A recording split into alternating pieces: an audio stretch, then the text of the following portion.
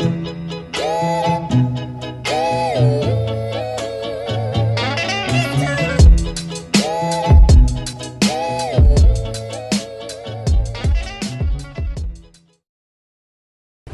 guys, kita bakal berangkat. Amunisi siap. Oke, radar siap. Kita OTW dulu. Kita lihat pertunjukannya gimana di sana. Oke.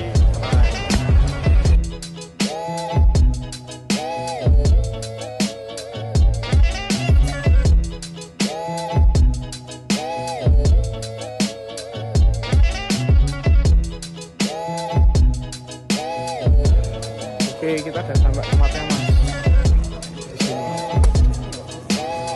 Albert Okta. Oke.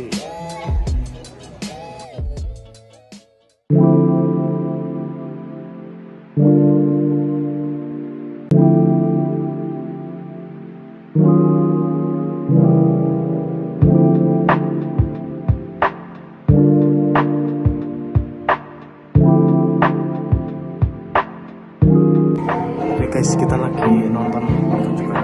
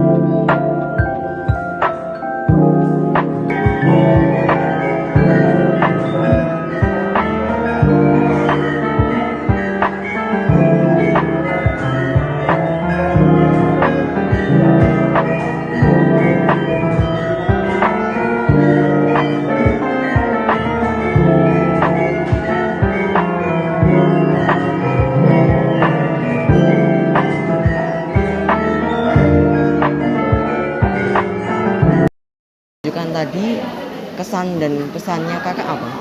Kesan, saya sangat terkesan kerana saya melihat masyarakat dari 3 generasi, dari yang kecil pada dewasa, pada yang tua menari bersama-sama. Enggak bisa jumpa di mana-mana. Saya sangat terkesan sehingga menangis. Untuk dari pertunjukan tadi, menurut kakak pernah melihat pertunjukan sebelumnya dari ini? Kakak bisa pergi berbagai negara, tapi pertunjukan ini begitu unik kerana dari masyarakat dan enggak ada tiket yang perlu dibayar. Jadi siapa yang persembahkan tu dari hatinya. Jadi akak boleh merasakan kasih sayang dari masyarakat di Jogja. Lalu dari segi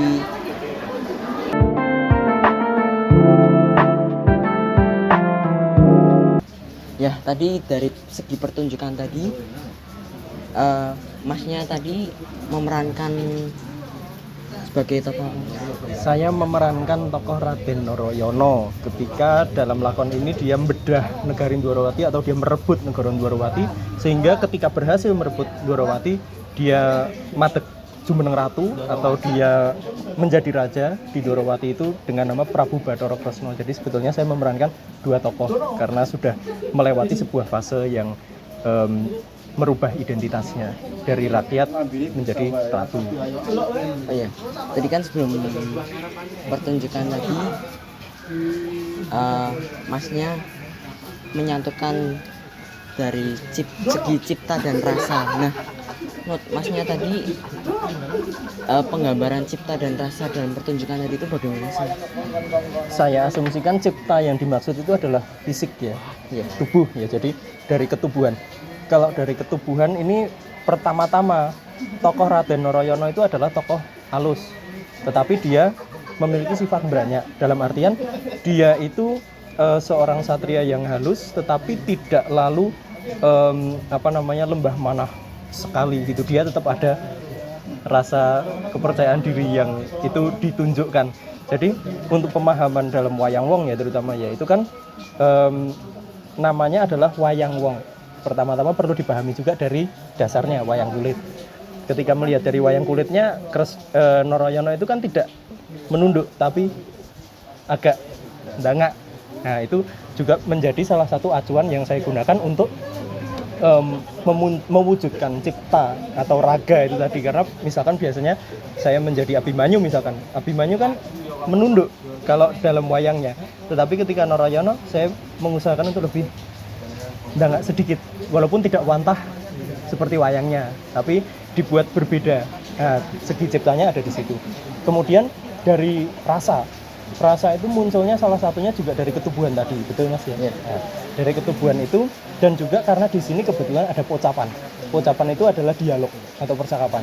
Nah, dari segi bentuk fisiknya yang awalnya biasanya tokoh halus itu nunduk kemudian agak dangak sedikit, itu kan sudah menunjukkan bahwa dia ada rasa iki aku, percaya diri, ada rasa agak sombong sedikit walaupun tidak lalu pantah sombong kasar gitu ya. Lalu dalam ucapannya juga beranyak, aku Satria Ino Nagara Manduro. Itu kan menunjukkan bahwa aku punya eksistensi di sini. Lain dengan tokoh yang luruh. Tokoh luruh itu adalah kebalikannya dari beranyak. Tokoh yang menunduk tadi kalau dalam wayangnya. Misalkan Kulonomo, Ongko Wijoyo. Terdapat perbedaan di situ. Jadi kemunculan rasa itu juga didukung dari ucapan, dari segi fisik. Itu dari situ ketika kita menganalisis, ketika kita membaca, memahami tokoh itu, rasa akan kemudian muncul sendiri. Jadi dari bentuk wayang, kemudian secara wirogo itu seberapa kita menempatkan fisik itu bisa menunjukkan rasa itu tadi, memunculkan rasa. Gitu mas, kurang lebihnya. Maaf kepanjangan. Lalu pertanyaan kedua itu tadi, ceritanya tadi itu menggambarkan tentang apa sih mas? Kalau jenengan memahaminya bagaimana mas? Sebagai audiens ya posisinya. Nanti saya lengkapi. Jadi saya nangkapnya itu pertunjukan tadi itu menggambarkan tentang kisah dari Prabu Kresna yang dimana tadi adanya peperangan juga, terus adanya Rojo Singo tadi. Rojo Singo ki penyakit mas. Noro Singo mas. Noro Singo. Bener ya. Terus itu kan tadi kan kayak pertamanya tadi kan kayak ingin merebut tahta atau bahasa gitu mas. betul ya. Nah, itu saja sih mas. Oh iya. Okay. Mungkin masnya ingin menambahkan. Oh iya, saya lengkapi. Ini masih ada lengkapnya. Jadi pertama-tama tadi ketika adegan awal itu si Rojo Singo, Noro Singo itu tadi dia menemui para masyarakatnya, para punggawanya, para patih, lalu juga prajurit, itu dia mengatakan bahwa terdapat sebuah ramalan atau sebuah sebuah kisah yang dikisahkan oleh Kuncoro Kresna. Itu udah zaman dulunya, itu adalah Raja Dwarawati sebelumnya mengatakan bahwa ini nanti akan ada satrio yang bernama Narayana. Narayana itu titisannya Bathara Wisnu. Dia akan merebut Dwarawati. Nah, datanglah utuk datang beneran bersama dengan Sencaki. Ngomong Narayana, aku mau merebut negaramu. Tidak bisa, bla bla bla bla bla. Akhirnya berperang dengan prajuritnya dulu. Nah, terus kalah nih Narayana. Saya kalah. Terus kemudian melihat di jalan kok ada dua satria yang ini berperang, siapa mereka? Oh, ternyata itu adalah Setijo dan Gatotkaca. Nah, Setijo itu ternyata anaknya Narayana yang tidak diketahui. Nah, terus dia ngomong, aku goleki bapakku sing jenenge Narayana, aku Narayana. Nah, terus bilang bahwa kalau kamu mau jadi anakku, bantulah aku untuk merebut Dwarawati. Oke, ayo. Nah, antarkan aku untuk menuju Wukirotawu, ketemu dengan Eyang Abiyasa, untuk minta tolong pada Pandhawa, pada saudara-saudaranya. Udah nih minta bantuan, kemudian mereka setuju. Oke, aku bantu. Nah, perang mereka.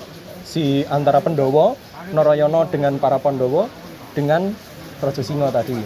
Nah, kemudian perang antara prajurit dengan Setijo, antara Raja Bapang dengan Werkudara, bla bla bla bla, sampai akhirnya Narayana dan Raja Singa. Nah, Raja Singa kalah. Terus Narasingha mengatakan bahwa aku mulai sekarang menjadi raja di Dwarawati yang bernama Prabu Sri Bathara Kresna. Itu. Jadi inti ceritanya kurang lebihnya itu, Mas. Aku juga ingin tanya lagi, Mas, tentang perbedaan dari segi budaya wayang wong Jogja dan wayang wong Solo. Terus sebenarnya kenapa dari segi pertunjukan ini tadi tidak ada adanya riasan atau make up tadi? Oke. Menjawab pertanyaan yang terakhir dulu ya. Kenapa tidak ada riasan? Karena ini konsepnya geladen.